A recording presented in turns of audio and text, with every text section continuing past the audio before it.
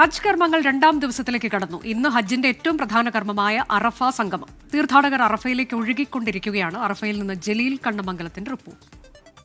ഹജ്ജിന്റെ ഏറ്റവും പ്രധാന കർമ്മം നിർവഹിക്കുന്നതിനായി തീർത്ഥാടക ലക്ഷങ്ങൾ അറഫയിലേക്ക് ഒഴുകിക്കൊണ്ടിരിക്കുകയാണ്.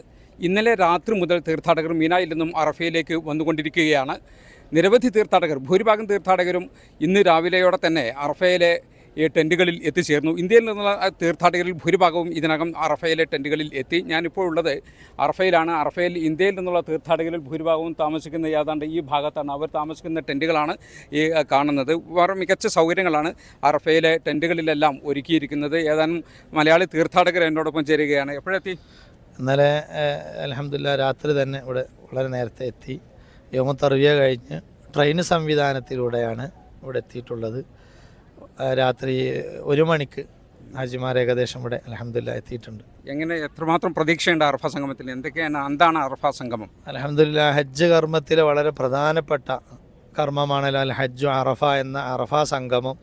മനുഷ്യന് മാനസികമായും ആത്മീയമായും റബ്ബിലേക്ക് അടുക്കാനുള്ള വളരെ പ്രധാനപ്പെട്ട പ്രാർത്ഥനകളിലേക്ക് ഇതാ ഇന്ന് ഉച്ചയോടെ എല്ലാവരും തയ്യാറായി അതിനുവേണ്ടിയുള്ള ഒരുക്കങ്ങൾ നടത്തിക്കൊണ്ടിരിക്കുകയാണ്. ഇൻഷാ അല്ലാഹ് ഈ വർഷത്തെ സംവിധാനം കഠിനമായ ചൂടും കാലാവസ്ഥകളാണെങ്കിലും അതിനൊക്കെ പ്രതിരോധിക്കാൻ പറ്റിയ നല്ല സംവിധാനങ്ങളാണ് ഇവിടെ സൗദി ഗവൺമെൻറ് ഒരുക്കിയിട്ടുള്ളത്. പ്രത്യേകിച്ച് ഇവിടുത്തെ പോലീസ് പ്രായമായ ഹാജിമാർ വരുമ്പോൾ അവർക്ക് തണുപ്പിക്കുന്നതിന് വേണ്ടിയുള്ള സ്പ്രേ, വെള്ളം ചെയ്യുന്നത് പോലെ തന്നെ നമ്മുടെ നാട്ടിലൊക്കെ ഉള്ളതുപോലെ പ്രായമായ ആളുകളെ വീശിക്കൊണ്ട് വരെ അവർക്ക് തണുപ്പിക്കുന്ന നല്ല ഒരു അന്തരീക്ഷമായ ഒരു കാഴ്ചയാണ് ഹാജിമാർക്ക് ഈ വർഷം അനുഭവപ്പെടുന്നത്.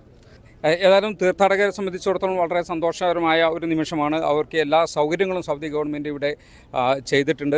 ഇന്ന് ഉച്ചയ്ക്ക് ശേഷമാണ് അറഫ സംഗമം ആരംഭിക്കുന്നത്. സൂര്യൻ അസ്തമിക്കുന്നത് വരെ അറഫ സംഗമം തുടരും. സൂര്യൻ അസ്തമിച്ചതിന് ശേഷം തീർത്ഥാടകർ മുസ്ദലിഫയിലേക്ക് നീങ്ങും. ഇന്ന് രാത്രി മുസ്ദലിഫയിലെ തുറന്ന മൈതാനത്തായിരിക്കും ഈ ഹജ്ജ് തീർത്ഥാടകരുടെ താമസം. നാളെ രാവിലെ തീർത്ഥാടകർ മീനായിൽ തിരിച്ചെത്തുകയും ചെയ്യും. അറഫയിൽ നിന്നും ജലീൽ കണ്ണമംഗലം, 24.